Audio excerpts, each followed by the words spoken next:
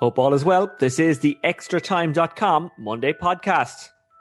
Cian Lynch again, the former hurler of the year. He's a magician. Lovely ball to Hegarty. Goal! The Green Machine have taken less than 2 minutes. Limerick turn defence to attack. Flanagan, Gillan. Limerick strike again. Huge credit to Limerick. Huge congratulations to Limerick. I said at the press conference before the game, we were going up against a team, in my view, were the best team I've seen since the great Kilkenny team. We know how good they are. Unlucky not to have 4 All-Irelands in a row. And we saw that there today. So, massive congratulations to Limerick. From our perspective, it was like trying to stop the tide with a bucket. Not a lot you could do, no matter what we try, you go short, you go long. I think they were just at another level to Cork today. And we've got to be honest and say that.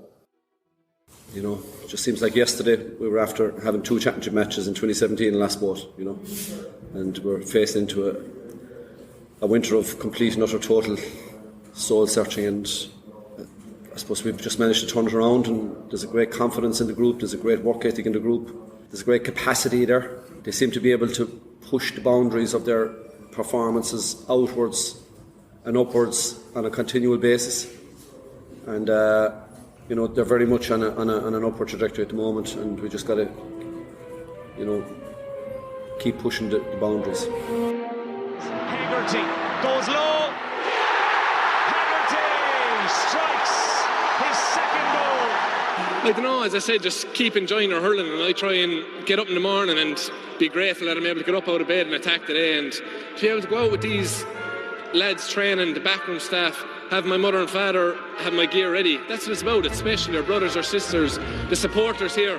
I suppose, I know it's a cliche, but Limerick are the best supporters in the world, so Limnackaboo!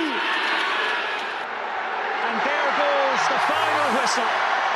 History is made, and Limerick's status as one of the greatest teams of all time has been cemented in style. John Kiley's team have kept their date with destiny. Congratulations to Limerick, who are the All-Ireland champions for the 3rd time in 4 years. The music obviously influenced by Donal Cusack comparing Cian Lynch to Harry Potter on the Sunday game. He is indeed a magic man. According to Brendan O'Brien of the Irish Examiner, Lynch was involved in 211 of the team's scores, including the 6 points he scored himself. In there, you heard from Cork manager Kieran Kingston. Thanks to Red FM for that audio. Also in there was Limerick boss John Kiley. The commentary was provided by Sky Sports' Mike Finnerty. 332 to 122, the final score. There's not much more we can say about the game, and indeed this incredible Limerick outfit that hasn't already been said. For Cork, it's a tough defeat, but they do have an awful lot of talent coming through. This year they won both the All-Ireland under-20 titles. Obviously last year's competition was held over until this year. And the Miners also had a great win on Friday night in the Electric Ireland All-Ireland Minor final, beating Galway and winning the All-Ireland at that grade for the first time since 2001. None of that, I suppose, is any consolation to the current crop of Cork seniors, but they will be back. More Gaelic games to come. We'll look back on the Camogie quarterfinals, and we'll look ahead to the delayed All-Ireland football semi-final between Kerry and Tyrone with Conleith Gilligan. First up to the Premier League, and we'll concentrate on the Irish in the Premier League and the Championship, League 1, League 2 and the SPL soon with Tom O'Connor of extratime.com. But first, Manchester United manager Ole Gunnar Solskjaer says his side should have done better on the goal they conceded in their 1-1 draw away to Southampton. We should do better. You know, if you don't get a foul, we should make sure we block the shot, put your body on the line and make sure they don't get a strike on target. That being said, it's a foul. He goes straight through Bruno, his hip, and with his own hip and his arm across him. And I'm a bit, not worried, but we have to look at it, and because we can't go from one extreme, volleyball or basketball from last year, and go into rugby now. I think we should, and I like the more lenient way that it's more men's football, but still that is a clear foul. That is, that being said, you can see early on with the fans as well, you know, it gets the crowd going when you fly into a few tackles, and we did suffer a few tackles, and that was part of their thinking early on, it looked like. I know there's a lot of woulda, coulda, shoulda after matches, but when you look back at your lineup and maybe not starting Sancho or not bringing Donny off the bench, is there anything you would do differently? Whenever you don't win a game, you look at it. But then there's always, I look at it as much when you win as well. What could we have done differently? And of course, we made these choices for different reasons. I thought Nemanja was excellent. Anto was close to scoring a goal. But Jayden, Donny, they'll all be important for us. Following Arsenal's 2-0 defeat to Chelsea at the Emirates, manager Mikel Arteta says things are being made very difficult by their COVID issues. Lukaku and James with the goals in the first half for the Blues. And, Arteta certainly had the Blues in his post-match press conference. We are missing 9 players, and the majority of them, they are big senior players. It's what we have.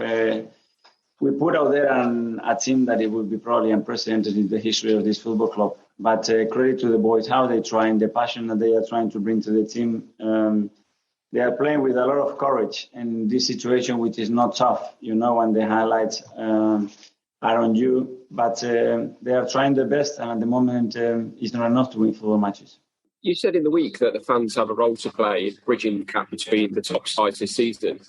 And I know you said that they were with you at times today, but there was also quite a lot of jeering at half-time and full-time. Is that a worry? No, I saw a lot of excitement from them at the beginning.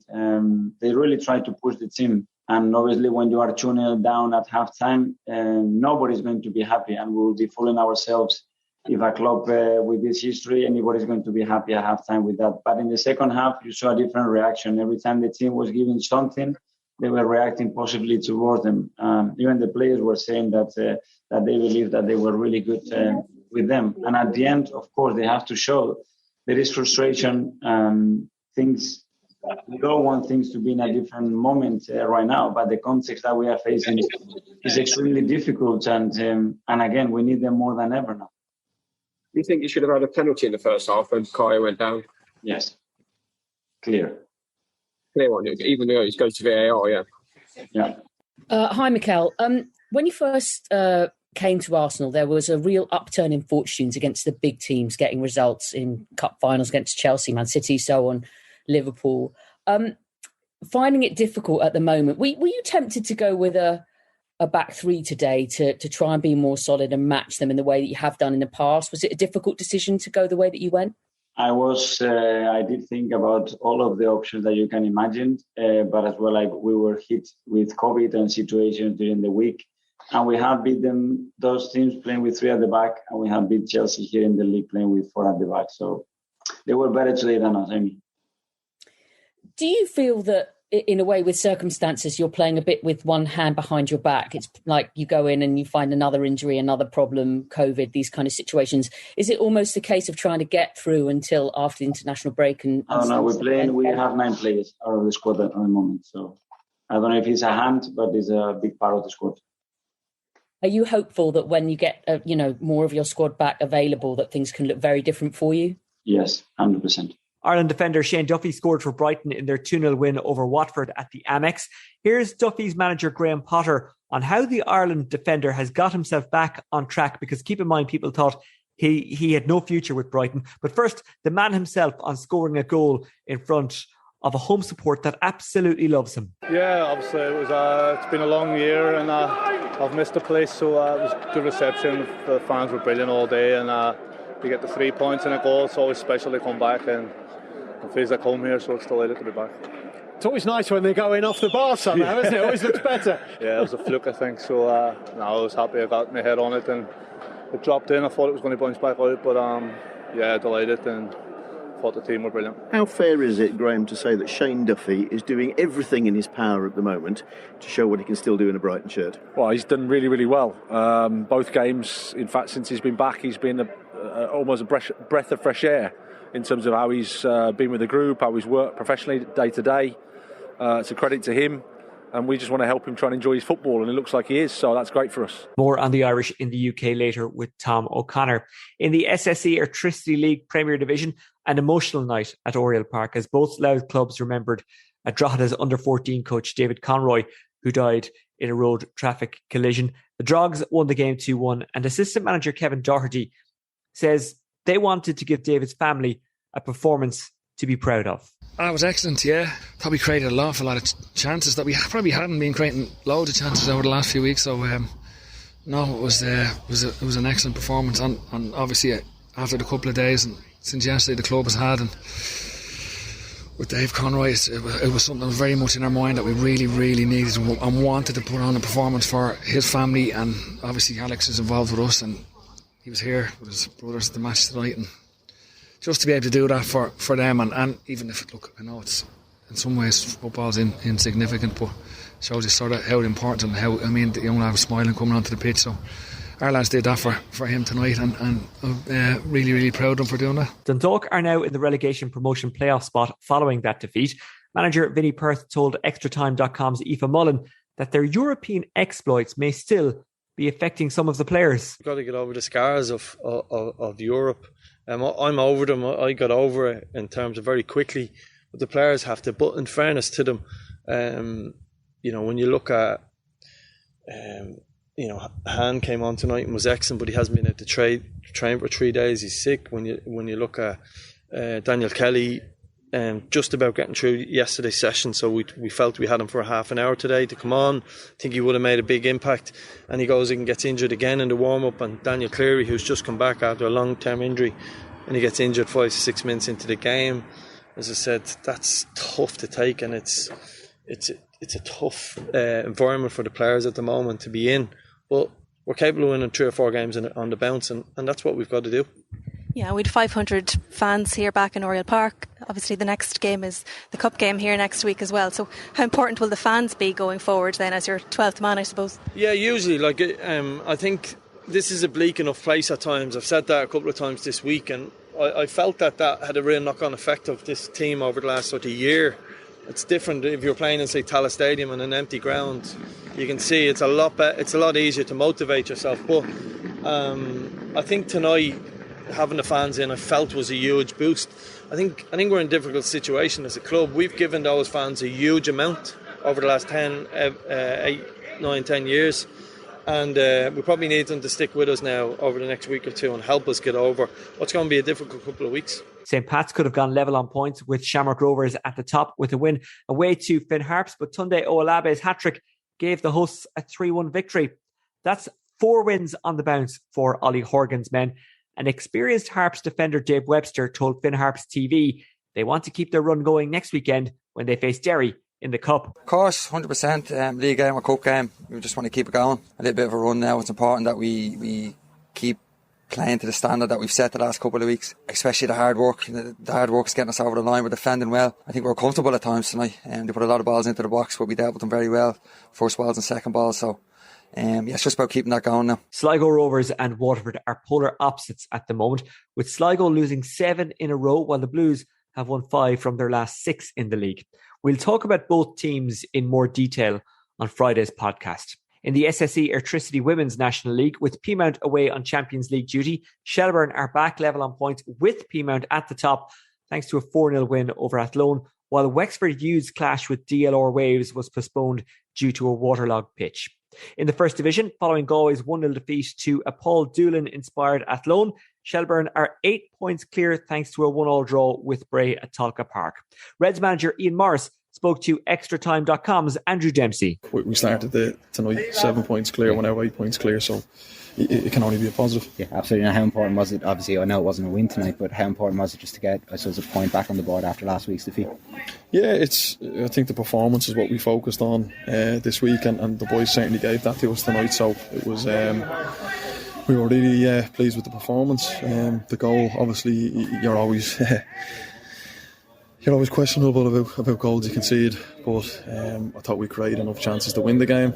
But look, when you look at a team like Bray, they've got really good momentum at the minute. They've got really good attacking players, and they don't concede many. So it's a good point. Absolutely, an 11th league goal of the season for Ryan Brennan as well tonight. So obviously he's in great form, isn't he? Yeah, he's absolutely flying. He's vital to this group. He really drives it, and he's adding goals and goals all the time. So it's he's important, big cog in this dressing room. Absolutely, and obviously, as you said, 8 points clear now with just 7 games to go. Does it feel like you're very close to it? We can't even look at that. We'll break now. We've got to manage that, and then we have to go into Wexford and make sure we get 3 points. So we'll that there's nothing else. We've 7 games left. We need to put as many points on the board as we can, and we'll have a look at it in 4 or 5 games time and see where we are. Bray are 4th, but locked on 33 points with 3rd place UCD and 5th place Treaty United. Bray boss Gary Cronin. Gary Cronin, Bray manager. Gary, a 1-1 draw. Does it maybe feel like 2 points dropped tonight though? Yeah, on the second half, yes. And we had the momentum obviously coming into the end of the game, but you know, Shells obviously have only lost once for a reason. We haven't been beaten too many times ourselves, but yeah, going in after that second half, yeah, I felt if someone was going to win, it was us. But at the same time, at half time, I'm sure they had a couple of chances, other chances as well, and I think it was a decent game of football. It had a lot of aspects, had the physical aspect, it had football aspect, obviously a lot of tension, Shells trying to keep us at arm's length. Overall, look, come here, it was a smashing battle, but disappointed to drop 2 points. And obviously you're peaking towards the playoff stage of the season. Yeah. I know obviously during the week you maybe spoke about maybe sneaking back into the title picture, but obviously with the draw, maybe not. Would that be fair? Yeah, look, like I wouldn't put my mortgage on it or my house on it. Before the game, I was thinking if you can beat them, it'll put a little bit of pressure on them, because you had to bear in mind they've been on a run of not winning in a few games, but it wasn't to be in that respect. They've kept us at arm's length point-wise, so I think it's a better result for them in that respect. However, you just don't know in football. To be fair to Shells, like I said at the start, they're unbeaten they've only been beaten once for a reason. You do expect them to go on and be strong enough to win it. However, football is football, you just don't know. So we want to listen. Our aim after we were beaten against Shells, we regrouped, and our aim was to make sure we were consolidated in those playoff positions, and we still have a bit of work to do on that. So and that still remains our objective to finish in those playoff spots at a minimum. Whatever happens above us, we're not at this moment, and we won't be in control of it. But we are in control of the playoff spots, and that's our main objective at the moment. Cork City let a 2-goal lead slip against Cabinteely, ending 2-2 at Stradbrook. Owen McPhillips was sprung from the bench and scored the first for Cabinteely, while 18-year-old Ben Feeney got the equaliser, his first ever senior goal. Afterwards, I asked City boss Colin Healy if they drew a game they really should have won. I think so, maybe, yeah. Put a lot of pressure on the last probably 10-15 minutes in the game. We defended deep. They got a good goal. The second one was a good one. Not too sure about the first one, but probably towards the end, probably draw, maybe a fair result. More football shortly with Tom O'Connor. In ladies football, Armagh have proved they're the best team in Ulster with a 3-12 to 3-11 win over Donegal. It's a second provincial title in a row for the Orchard County, but Donegal didn't enter last season, so this one means a little bit more, because Armagh were told by some last year that, while they won it, they didn't beat Donegal, so it wasn't really that big a deal. But this year, there are no doubts. They beat Donegal in a fantastic game of football at Omagh, at Healy Park in Omagh on Saturday. If you want to watch it back, you can do so via the BBC iPlayer, or just go to any of the BBC Sport NI social media channels, and you'll follow the link to, or find the link to it. I was lucky enough to do commentary on that game with Maura McManaman, and it was really, really entertaining. The Mackins at it again, but Kelly Mallon played well. Laura McConville played well. Geraldine McLaughlin of Donegal scored 110 and was named player of the match, but unfortunately for her, she was on the losing side. In Camogie, next Sunday in Croke Park, Kilkenny face Cork, while Tipperary clash with Galway in the All-Ireland semi-finals. Tip secured their place in the last four with a 17 points to 11 win over Waterford in Porky Queeve. Manager Bill Mullaney spoke to Stephen Gleeson of Tip FM after the game. Yeah, I thought, as I was saying before the match, it was going to be a tough physical battle, and it was. I thought we struggled a bit in the first half to get up to the pace of the game and the intensity of Waterford, but after half time I thought we got a bit more aggressive, we got a bit more involved, our decision making improved a lot more, I thought, and I thought in the end we probably won going away, but that's what we expect from Waterford over the last 2 or 3 years, being a tough, physical, hard battle, and we needed it as well because we haven't played in 3 weeks. You were just at half time, you were trying to get the room, it was real stop-start first half, but when you got a bit of space and play opened up finally when the whistle wasn't blown, then you really showed what you could do, and you had a lot of good players then. Yeah, you know, like, I mean, that's what we're trying to do, is like play into the space. But as you say, like, it was stop-start in the first half for some reasons I don't know. But when we got going and we opened up the play and we kind of ran off the shoulder a bit better, like, we produced, you know, a better style, a better performance of ourselves, and we got better results, you know. Now, Kilkenny reached the last four thanks to a 319-112 win over Wexford. Here's Cats player Michelle Tehan speaking to KCLR 96 FM. Yeah, I suppose we came here to do a job and we did it, so we're happy now to push on and focus on next week. You had a very good first half, probably the best I've seen you play all year. Second half, not so good. Was it the thoughts of maybe job done at half time and little mistakes started to creep in, or did just Wexford come out in the second half more than what they did in the first? Yeah, I suppose before the game we were eager to go out and just play as a unit. That was our main aim. No, it definitely wasn't job done at half time. We were in the dressing room making sure that we wouldn't slack off. I suppose it just kind of happens the way the game was a bit, I don't know, kind of hard to stay pushing on the whole time, but I think we did enough anyway to get what we needed. Semi-final to look forward to now, and especially in Croke Park, first time in the history of the Camogie, semi-finals at senior level has been played in Croke Park. You must be looking forward to getting back there again. It's never a bad day when you're in Croke Park, so we'll be looking forward to it. Yeah, delighted to have it up there on the big stage. Well, you had another good game today. Congratulations and best of luck next weekend. Thank you very much, Martin. This is the extratime.com Monday podcast, and we were going to spend a lot more time on the All-Ireland hurling final today. That was the plan, but Limerick dominated so much, and as a team and as a performance, it was phenomenal. But as a spectacle, it wasn't that great. So there's not actually that much to analyse. Everything that needs to be said has already been said on the Sunday Game Live and on the Sunday Game last night and then the various other podcasts.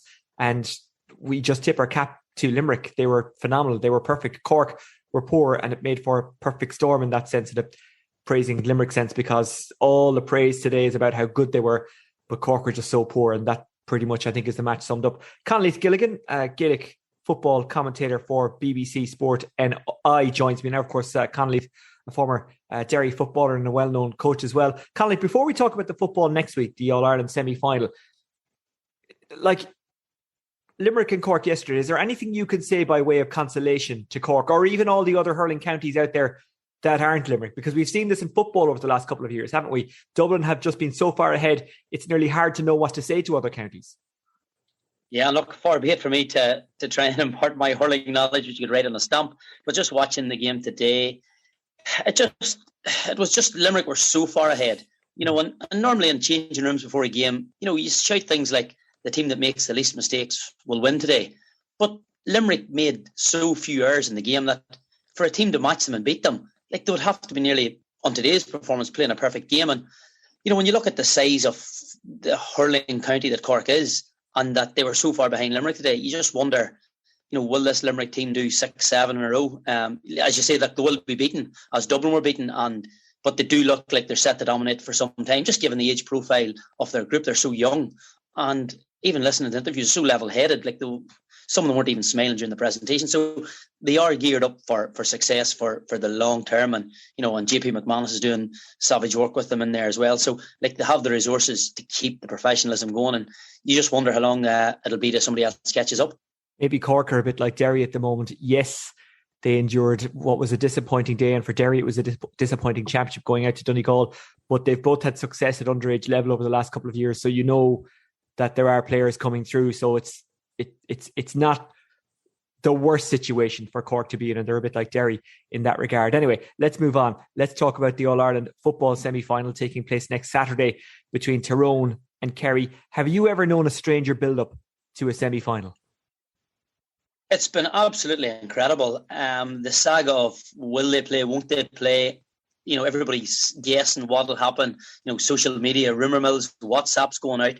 It's just been incredible. And I suppose looking at it from a Kerry perspective, it is bound to have been very, very difficult for them, because at one point it looks like the game is on, then it's off, then they're looking at Mayo winning, then all of a sudden the game's on again. So it's been so twisty-turvy, and I think probably it will have unsettled Kerry for sure, but it's been a very strange time. And look, no stranger than the whole pandemic has been, you know, players missing, things happening. So from that perspective, look, it's been the strangest of times, but I think when you look at what happened in Mayo last week, just the excitement around football now is incredible, because the Dublin juggernaut has been stopped. question marks over Dublin, and it's just open now. It's up for grabs now, and one of these teams is going to look at this as a massive opportunity to put their fingerprints all over another All-Ireland. It's a hard one to analyse because we don't know what state Tyrone are in, but if they're in any way right, what kind of game do you think this will be? Well, I think Tyrone are in a great position in one hand. We don't really know, and nobody outside the camp really knows physically how they are and how it'll affect them. I had COVID a couple of weeks ago myself, and coming off that, I have struggled and I only had mild symptoms. So we don't know how the Tyrone players will be physically, but what this has allowed is Tyrone to have a free swing at Kerry. The pressure's all on Kerry now. A half-fit Tyrone team coming down there, Kerry are expected to do what they've done in the league. But the one thing that Tyrone have is the ability to deal with adversity.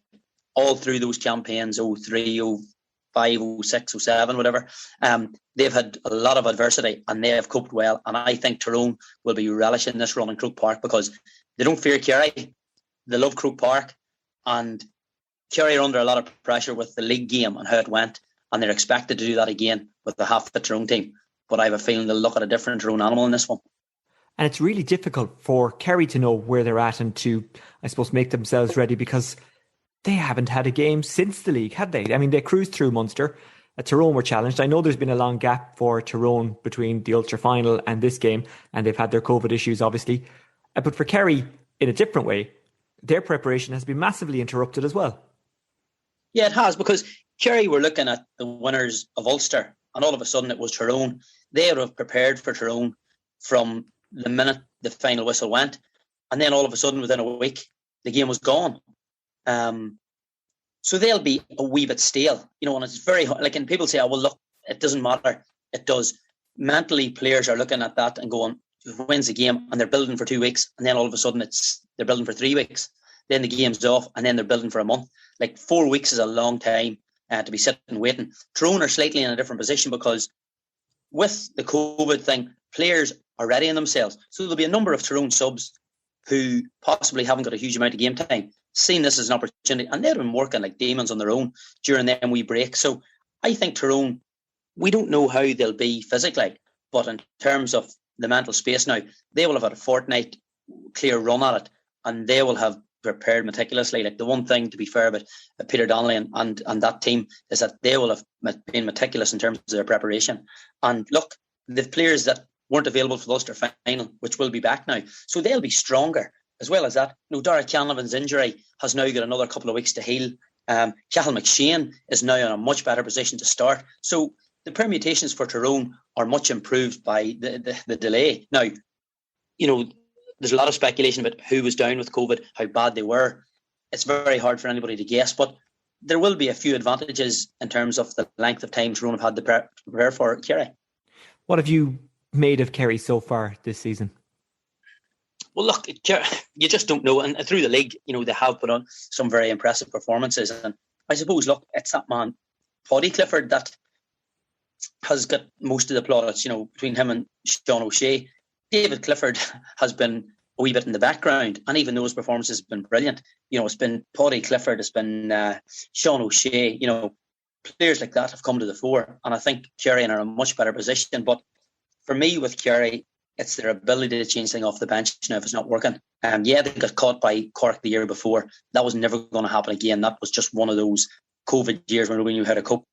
Killian Spillane, Tommy Walsh, Stephen O'Brien, Tadhg Morley. Like, these are players with serious pedigree. And they'll not be coming into this like a sub-mentality. If they need to come on, and they always add value. So I think Kerry have been very, very good. And they've had a settled team as well. The year before, they got caught by Cork because they were trying to build a game for Croke Park to play Dublin, and they got caught out. Now, Kerry have just added so much depth to their attack. They've got Jack Barry, Stephen O'Brien, Jim O'Connor. They're just workers and legs and pace. And I think where Tyrone will probably get a bit of joy is that I still think Kerry might be suspect at the back. They haven't really been tested. The league was a wee bit of shadow boxing, and Tyrone tried to go toe-to-toe with them in the league and got badly caught. And while it was a tragedy at the time, now Tyrone will look at it, they've seen Kerry at their very best, and they'll be able to put a plan in to counter some of those things. Is it a tough balance for Tyrone? Because as you've already mentioned, right, Dara Canavan, Conor McKenna and Cathal McShane will have all recovered that bit more from their injuries in the last couple of weeks. They've got some stellar forwards, but you have to balance it with what you do regards your defence if you're Tyrone. So are you asking those guys to track back? Are you asking them to be defenders? Are you essentially dropping everyone behind the ball and not ignoring what they've done so far this year, but maybe being more defence-minded? What do you do if you're Tyrone? That's the thing, Tyrone, to be fair to Bray Wanderers and the management team there, they have went for it. They have looked a completely different team. And you look at the likes of Darren McCurry, he's been, in club football in Tyrone, Darren McCurry is scoring 110, 111, 112, week in and week out against all opposition. So it's no surprise in anybody in Tyrone that he's doing it. The problem Darren McCurry had was that he probably didn't have the total faith of Mickey Hart. In terms of when it wasn't going for him, he was taken off. He seems to have the complete faith of the management. He's never going to be taken off here, and he's revelled in being that main forward. Now, it's a case now of, do they leave him up? Do they kick ball in? I think, personally, if you're going to go up against Kerry and Croke Park with the wide expanses, I think Tyrone have to make this game attritional. They have to make it a battle. They have to go to the trenches, because the one thing that you don't want is this Kerry team in a shootout, because easily this Kerry team's going to hit 22, 23, 24 points at a canter if it's an open game. I think Tyrone have to make it very, very nasty at the back. They have to just stop Kerry coming out. And if they do that, like what Cork showed, I suppose, in the previous year's win against Kerry, and I suppose what they showed in the first 15 minutes was that Kerry were hit, they were knocked off. They looked very, very ordinary. Yes, they get into the groove. But I think Tyrone will have seen a template, and they'll have seen enough on that they can change it. The big thing for me will be the matchups. How do Tyrone match up against these players, and then who adds the protection at the back? Because it's okay to say, yeah, we'll get men back, but that only helps in cutting out the space. The man-to-man matchups, the Tyrone players will still have to win a number of those individual battles if they're going to come out on top here. And, looking at some of the things, who marks Buddy Clifford? Who marks David Clifford? Then you have Paul Guinea. Then you have Sean O'Shea. So you have really 4 players that you have to man mark. And then everybody has to filter in and really make it nasty. And I think if Tyrone can do that and frustrate Kerry, the longer it goes on, the more that Kerry will start to panic. Do they have the man markers, Tyrone? I think they do. Like, for me, I see Ronan McNamee staying where he's at full back and going with Clifford. And possibly the likes of a Kieran McGeary, who's having the season of his life, to be fair, dropping in right in front. And then it's a case of Sean O'Shea making a tick. I think Michael McKiernan will probably go out there, because the one thing Michael McKiernan has is savage pace. He'll stick to his job, and then he can push forward and put Sean O'Shea in the back foot, like that had happened in previous years. Now, I think Kerry have been cute to that this year with Cork, with Powder.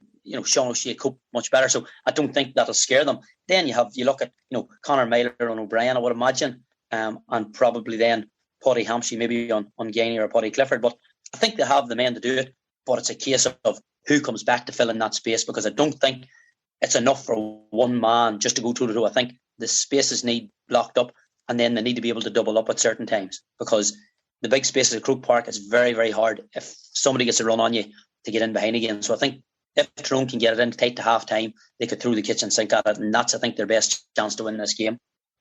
Just before I let you go, and there is a caveat to this, because as we say, it has been an unusual build-up, so we don't know where Tyrone are at because they've had so many issues, and for Kerry it's tough for them because they haven't had a game essentially since the league. So I won't hold you too much to this. I don't think it's the biggest. I don't think we'll slag you off too much if you're wrong, is what I'm saying. Who do you think will win and why? Yeah, look, I think Kerry will win. I think they've got the most depth in terms of their squad and players to come on. I think probably the defeat to Cork, they'll have learned a lot. And I think as well as that, the shot in the arm they needed was the fact that they're not going to have to beat Dublin. I think the minute Dublin were beat, Kerry will have had a huge sigh of relief, because the one thing they haven't been able to do is probably look at and see off this Kerry team. So I think Kerry will win, but I have a feeling that Tyrone are going to make it very, very difficult. I don't see this being anything like the league game. I think Tyrone will have learned great lessons. I think Tyrone have had great momentum. And the one thing that Tyrone will have is the ability to deal with the adversity, and they'll actually use that to their advantage. And I think the extra time into players will be a massive thing for them. And look, if they can break even on their battles, if McKiernan and McNamee and Hampshire, can do that, McGeary, Peter Hart, and it's, one other thing is Colin Kilpatrick and the likes of Brian Kennedy, they've been a breath of fresh air. They're two very big men, physically powerful, and they've added a wee bit of height. So kickouts, we haven't even touched on it, and I think they'll be important. I think Tyrone have all the advantage in the kickout. Shane Ryan is a great keeper, but I don't think he is anywhere near the range and depth that Morgan has. And the way Morgan has been coming out and using his ability to cover ground to get into that sort of middle third to block off channels for kickouts, Tyrone have a massive opportunity. I think if they push up on Kerry's kickouts, I think they could have great joy, because David Moran's great in the air, and O'Connor, but like Brian Kennedy and Colin Kilpatrick, big massive physical men, and I think they could make that a real battle. And if Tyrone could get in on Kerry's kickouts and get enough possession in Kerry's third of the pitch, I think they have a massive chance, because the one thing they have is of scoring forwards. And with Alexa Frank Burns to come back, Richie Donnelly, we talked about, will Cathal McShane start? If Cathal McShane starts, him and Darren McCorry up front, Matty Donnelly up front, if they went for a 3, Kerry would have serious bother, because the one thing that, Alexa Tom O'Sullivan and Jason Foley, players like that, not massively comfortable in the air, as it showed in the game that Cork beat them. The high ball in caused havoc, and Tyrone have that wee bit of height now. Conleith, just one more. Rob Kearney played for Cooley Kickham's today in the Louth League against Newtown Blues. Would you like to have him in Kilcoo? Do you think you could make a footballer out of him? Yeah, well, the one thing he'll have is athletic ability, and I think I was chatting to a friend of mine who does a bit of stuff in Louth, and he says the excitement around the games. It's been their biggest attendance at games probably from the last time that they were in a county final. He was telling me. So I think what it does is it brings kids in. I don't know. I think he's been out probably too long, and he's probably at the wrong age. But as a physical specimen, I've seen pictures on social media today. He still looks in good nick, and it wouldn't be a bad sub to bring on with 15 minutes to go. He certainly does look in good nick. Conleith Gilligan, formerly of Derry and still of BBC Sport NI, thank you very much for joining us on the extratime.com Monday podcast. Thanks, Oisin. It is the extratime.com Monday podcast, and we're joined now by Tom O'Connor of extratime.com, who, as always, will talk to us about the UK-based Irish players. Tom, we'll get to that in just a second, but before we talk about what was actually a decent enough weekend, and Stephen Kenny was at some of the games. We saw some interesting shots of him speaking to Aaron Connolly and Shane Duffy after the Brighton game. But before we get to that, you were in Oriel Park on Friday night to watch Drogheda beat Dundalk in the Louth derby, and it would actually seem shallow to talk about football in the circumstances that kind of existed around the game. David Conroy tragically killed in a car crash last week. He was the under-14 coach at Drogheda. His son Alex was at the game on Friday night. People probably have seen the pictures of Gary Deegan giving him a really warm embrace on the night. And Kevin Doherty, the Drogheda assistant manager, we heard from him earlier on. He said they kind of wanted to pay tribute to David Conroy. They wanted to do something from the family. And I think it's fair to say they did. Absolutely, Oisin. Yeah, look, I suppose what reached out to me the most during the evening was the fact that it was so genuine. There was nothing, there was no hurrahs about it. There was no big grand gestures. Everything was just so genuine. During the game, during the warm-up, you had the Drogheda players break off their warm-up and just go out to the touchline and put an arm around Alex and just show him that they were there for him. It was all very, very low key. Then we the minute silence for all who'd passed, the likes of, for Dundalk, Tommy Connolly, and like I say, for Drogheda, the David Conroy was most poignant. Then after the game, you had Alex Conroy again and his brother on the field. Like you referenced there, the picture of Gary Deegan before the game, and I saw one afterwards as well where Big Danny O'Reilly and James Brown again had Alex with them, and it was just, there was a genuineness, there was a realness, there was a depth to the gesture. It wasn't tokenistic. And I know I read, I think it was from Kevin Doherty as well, that Alex and David would have been at all the games, even though obviously we know that crowds would have been limited and not really existent over the last couple of months in the league, that because David had played such an important part in the club, and obviously with his home club Laytown. Himself and Alex were part of the match day experience for Drogheda over the course of the season. So it was real, and it was, it was great to see it, and to see the Drogheda United community just rally round for young guys who are, it's going to be a tough time for them, and to see how a club looks after his own. I mean, it was, it made you feel proud to be part of the league. Like, well, our thoughts are with the Conroy family. They're also with the Butler family. Former Waterford player Roy Butler passing away last week, and we send our condolences to his family and his friends. Tom, let's talk about the Irish in the UK over the weekend. And the story that stands out is Shane Duffy. We heard from him, and we heard from Graham Potter, his manager, earlier on. And like, his words were interesting, but actually even just his sound, he sounds like he's buzzing. He sounds like he's enjoying his football. And you could even see it, when he scored the goal. You can see it when he's walking off the pitch after the game. You can see it when he's doing his interview, Shane Duffy. He's just in a very good place at the moment, and it's great to see, because he has had it tough. Yeah, look, it's been, it's been challenging as an understatement, like, but on and off the field, like, things haven't went Shane Duffy's way over the last 12, 18 months. Celtic was supposed to be the move that kind of revitalised, and it didn't happen. And for him to come back, and look, we heard Graham Potter talk about how the influence he has on and off the field. I was reading an interview there earlier on with his centre half partner, Adam Webster, talking about how Shane Duffy's done a lot for the football club, and it's nice to see him back and playing well. And the fact that he was like a new signing at the club, I suppose, because he's been gone that long. And like Webster said, and you said there, he's playing with a lot of confidence. I mean, you look at that goal he scored as well, that it wasn't so much scored as it went through the crossbar and into the net.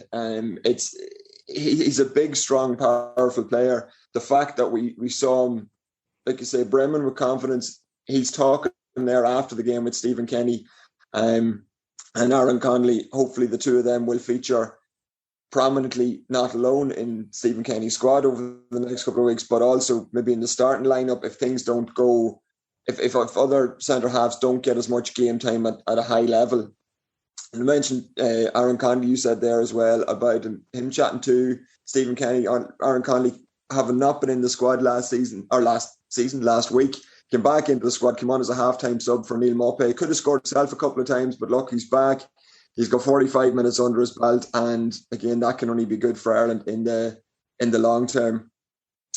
Also, in the only other Irish player to feature in the Premier League was Seamus Coleman, who got 90 minutes for Everton. They drew 2-2 with Leeds. And look, Seamus Coleman, like we mentioned a couple of weeks ago, is in his 30s now, but the passion still burns as brightly as ever. He was involved in Damari Gray's goal for Everton against Leeds, and as soon as the ball hit the net, Seamus Coleman went down in his hunkers to celebrate, and he just exploded with joy on that. So I mean, you could see how much the goal meant to him as an Everton player, but obviously that it's a good sign for Ireland as well, that he's still involved on an attacking basis, but also that his passion's burning bright. And look, I've no doubt that he's going to be an integral part of the Irish defence in Stephen Kenny's squad coming up. Okay, move on. What else have we got from the Premier League?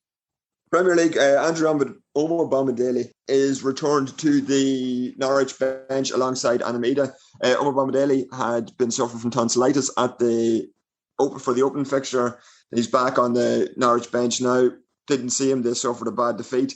But we did cup this week, so I would be expecting, depending on his level of fitness and how he's recovered from it, but I'd expect him maybe to play a part in Norwich's game in the cup. Then championship-wise, we had another centre-half start on the bench, but came off the bench at half-time. Jimmy Dunn of Dundalk Blackrock fame, came on for QPR. They were losing 2-0 at half-time, and after 90 minutes, they drew 2-2. So they won the second half 2-0 when he was playing. Then Jimmy Dunn comes from Rock Celtic, right? I was actually, funnily enough, Aoife and I were out for a walk in Blackrock today because Well, why not? It's a nice place. And we were walking past Rock Celtic, and I can tell you there's more talent coming through. There was what looked like an under-14 soccer match going on in the very fine facilities out there. And a number 11, obviously don't know his name because we were just walking by up towards the park. A number 11 struck a free kick from outside the box on the right-hand side and looted beautifully into the top corner. So there's more talent to come from Rock Celtic. Anyway, sorry, go ahead. No. Look, Rock Celtic, they've a strong tradition with producing players over the years, and Jimmy Dunn's just the latest one. So, like I say, he came on as a sub for QPR, and they drew 2-2. West Brom and Blackburn played out a win for West Brom, and we had Darragh Lenihan, Darragh O'Shea and Callum Robinson all playing there. Gavin Kilkenny, who we've raved about on the pod the last couple of weeks, played 72 minutes as Bournemouth drew 2-2 with Blackpool, and Mark Travers was in goals for Bournemouth there. James Collins got a couple of minutes as Cardiff beat Millwall 3-1. Louis Watson, we spoke about him a couple of weeks ago alongside Fasti Obasele, but it was just Louis Watson on his own who came on for the last 20 minutes. Derby drew 0-0 with Middlesbrough. For Preston, Shawnee Maguire started. There was a number of players missing. Alan Brown is in isolation now. It depends on dates and all that with regards to Stephen Kenny announcing his squad, whether Alan Brown will be in that or not. And Sam Smudgic came on as a sub for Peterborough after 66 minutes in Preston's 1-0 win. He came on. Then John Egan started, and David McGoldrick came on after 78 minutes as Sheffield United lost 2-1 to Huddersfield. That's kind of your players who are going to be hopefully in and around the Stephen Kenny squad in the Championship. League One, then, we had another clean sheet for Gavin Bazunu, who yet again made a remarkable save in the latter end of the Portsmouth game. We had Troy Parrott's, MK Dons, drew 2-2 with Ipswich, and former Bow centre-half Warren O'Hora was in defence for MK Dons. Now, I don't think O'Hora it'd be a surprise call for Stephen Kenny, but again, he had fantastic passing stats for MK Dons last season and is very much one to look out for in the future. James McLean, not so much a future, but still thereabouts. He made his second debut for Wigan, scored in the last couple of minutes against Charlton. And Daryl Horgan, who started in the centre midfield for Wickham, they won 1-0 over Lincoln. And Aaron McNally's Oxford lost 2-1 to Bolton. Also, we had unfortunate news for Chidozie Ogbene, who subbed off due to injury, and he was replaced by another former Cork City man in the shape of Kieran Sadlier, and Sadlier went on to miss a penalty in the game. So not so much good news there. Ogbene, the extent of his injury, we've yet to hear. SPL then, with more bad news. Alan Power was sent off, and Jamie McGrath and Conor McCarthy were playing. McGrath was actually booked. St Mirren got beaten 6-0 by Celtic, though on the plus side in the SPL, Jake Carroll, former St Pat's man, was on the Motherwell team who beat Livingston 2-1. Okay, this is like an audio version of the Irish Times Irish in Britain page from a couple of years ago. Maybe they still do it, but I remember I used to religiously look at that page. Of course, you mentioned Celtic winning 6-0. They'll have another Irish man in their ranks probably next week. Looks like Liam Scales' transfer is going to go through, but look, luckily for Rovers, he will be there for Thursday night's Europa Conference qualifying round second leg encounter. They're 2 goals down. I really believe they actually can do it, but it's going to take a phenomenal effort. The fact that they have the crowd there is a good thing. Anyway, Tom, keep going, please.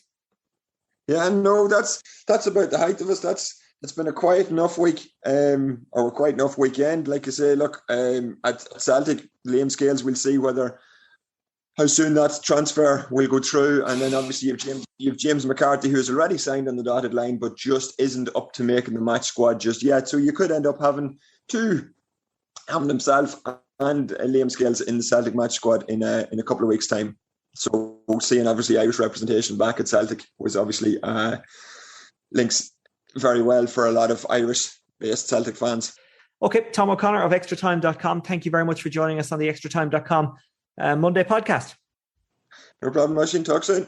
That's it for the extratime.com Monday podcasts. I hope you have a good week. If you have anything you want to talk to us about, any questions, queries, comments, complaints, anything at all, you can get me on @Oisin Langan, and you can get extratime.com via @extratimenews. I hope you have a good week. We'll talk to you Friday. And by the way, the very best of luck to Team Ireland at the Paralympics in Tokyo, which gets underway this week. We're going to collect an awful lot of medals. There'll be TV coverage on RTE and Channel 4, and it should be absolutely wonderful. So don't forget to check that out. As I say, we're back Friday. I'll talk to you then.